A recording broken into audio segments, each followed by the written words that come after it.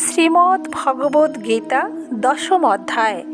জগতে ক্ষুদ্রাতি ক্ষুদ্র বা বৃহৎ থেকে বৃহত্তর বস্তু, ব্যক্তি, ক্রিয়া ইত্যাদিতে যে মহত্ব, সৌন্দর্য ইত্যাদি দেখা যায় এবং যা কিছু মূল্যবান ও হিতকর কিছু দেখা যায়, সেগুলি আসলে জাগতিক বস্তু নয়।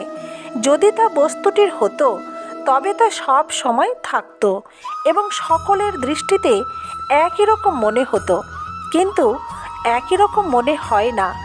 এতে প্রমাণিত হয় যে সেটি ওই বস্তু নয়। তাহলে কার? সেই বস্তুটির যিনি আধার, সেই পরমাত্মার।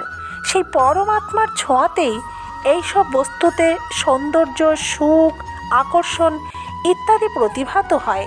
কিন্তু মানুষের বৃত্তি যখন পরম আত্মার মহিমা উপলব্ধি না করে সেই বস্তুটির দিকে যায়, তখন সে সংসারে আবদ্ধ হয়। সংসারে আবদ্ধ হলে কোনো লাভ ও তৃপ্তি কোনোটিই মেলে না।